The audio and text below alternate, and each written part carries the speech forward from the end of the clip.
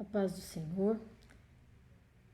Eu passei desde o finalzinho da tarde até agora com o meu coração queimando com essa palavra que eu quero compartilhar com você, que está em João 14. Na verdade, quando a gente procura saber onde está a saída, onde está a solução, e às vezes não é a falta de opção, não é a falta do saber. A gente até tem um conhecimento de uma direção, a gente tem um conhecimento de uma porta excelente e às vezes até promissora demais. Mas não é isso que faz a gente travar, não é isso que faz a gente parar. O que faz a gente parar e não decidir imediatamente é a falta da certeza se aquela porta, esplendorosa ou não, é a porta certa, é a saída certa, porque ninguém gosta de passar uma vida toda colhendo prejuízo, frustração, decepção. Aliás, ninguém gosta em momento algum, em instante algum. O ser humano não ele não funciona, ele não foi feito, ele não é produzido para isso. Então ocorre que a gente quer uma convicção.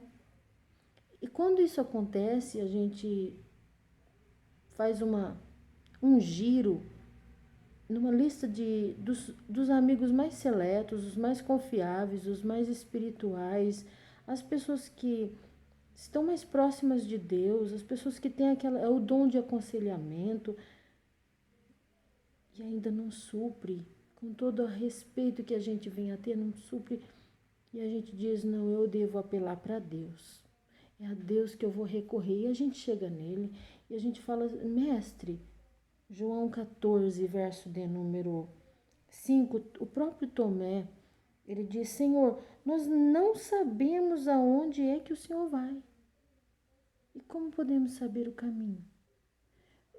A gente não tem noção de direção.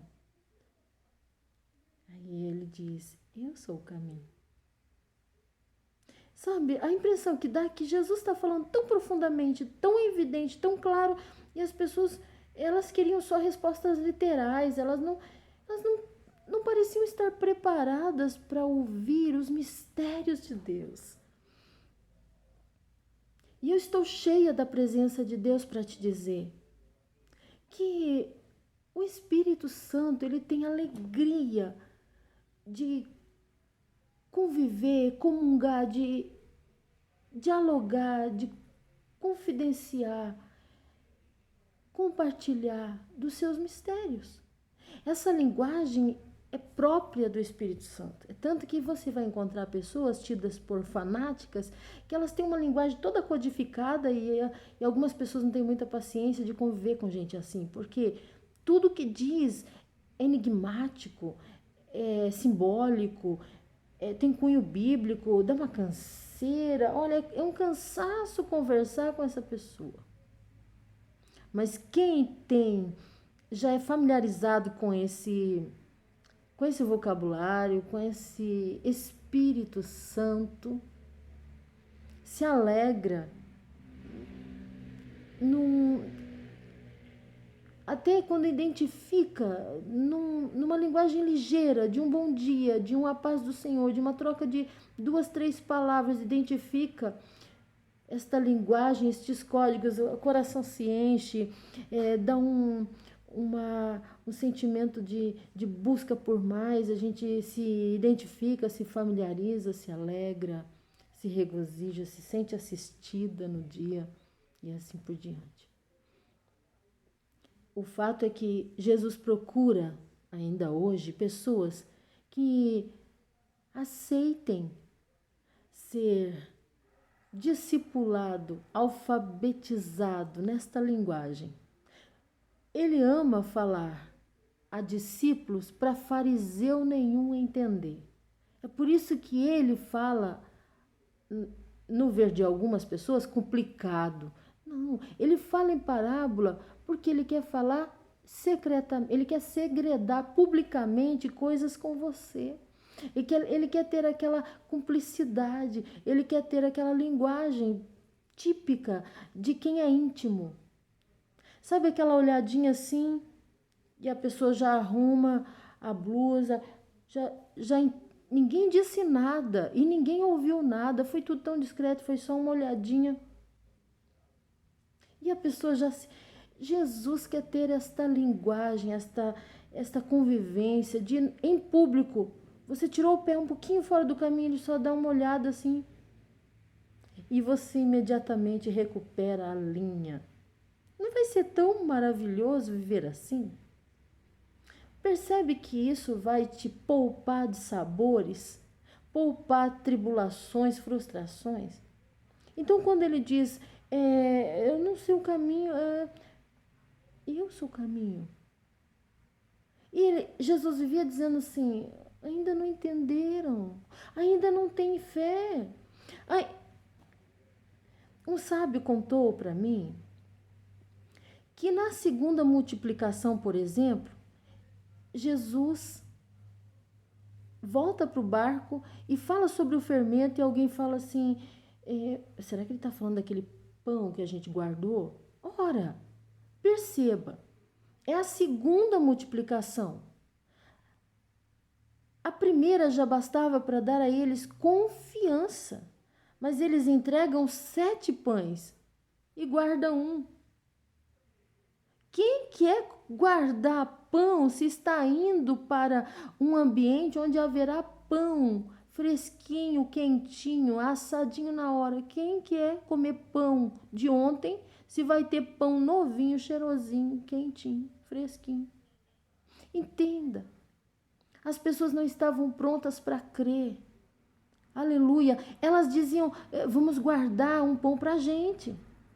O 8º pão era justamente a prova da falta de confiança, a falta de percepção, numa linguagem tão profunda.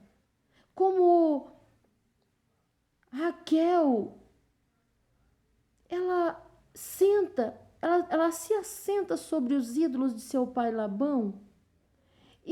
Quando o pai procura os ídolos roubados no acampamento, não encontra, chega perto dela e diz, o senhor não repara que eu não vou me levantar porque eu estou com o costume das mulheres? Ela não era idólatra. Ela queria o benefício financeiro daquelas joias, porque com um pouquinho, bem rasamente de história, você vai ver que o santo do pau oco, como é dito, é justamente uma imagem de madeira que por dentro oco era preenchida com pedras valiosas. E isso me aponta para as imagens que Labão tão desesperadamente procurava. Um homem com a ganância de Labão, a avareza de Labão, ia atrás de imagens não por idolatria. Ele não era devoto e idólatra, ele era alguém que queria a sua fortuna. Mas Raquel, na dúvida, se realmente se esse Deus de meu esposo Jacó falhar, eu tenho um plano B.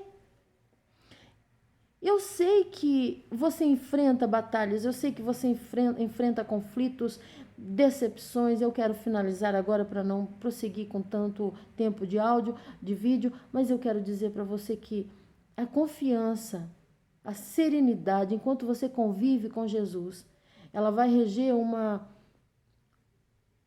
descoberta de segredos de linguagem tão sublime ao ponto de você, assim que serenizar o teu coração e lhe disser, eu sou o caminho. Então o tempo todo, sim. Jesus entra dentro de um culto, ele está entre pessoas religiosas e ele diz assim, eu sou o caminho, a verdade e a vida. As pessoas e outras não entenderam e outras ainda ficaram na dúvida ou associando isso a disposição de cortinas no tabernáculo, no templo. Havia ali o portão de entrada, do santo lugar e do santíssimo. que era justamente chamado lá, o primeiro tecido do portão lá do pátio era caminho. E aquele que dividia o santuário era a verdade. E aquele que lá do Santíssimo Lugar, a vida. Então Jesus estava sempre dando uma mensagem de dizer: eu sou o caminho, a verdade e a vida. Ele está dizendo: eu sou isso aqui, o tabernáculo todo. Você não precisa mais ir ao tabernáculo, eu estou tabernaculando com você. A festa dos tabernáculos já era uma mensagem. Eu tenho prazer em tabernacular com você, em estar com você. Eu desejo, a ponto de entregar o seu filho, aleluia, para morrer na cruz do Calvário, a fim de que o próprio Espírito dele viesse tabernacular dentro de você. Agora você não é mais levado ao tabernáculo, ele vem a você e te faz um santuário, um tabernáculo. Então, qual que é a saída? Qual que é qual é a porta? Precisa de uma confirmação. Para quantos assuntos você vai ficar esperando a confirmação? O Senhor, Ele está diante de você no seu dia a dia, dizendo: eu sou o caminho. Ah, mas por onde eu sou a porta. Por onde eu passo? Passa por mim. É seguro passar por Jesus.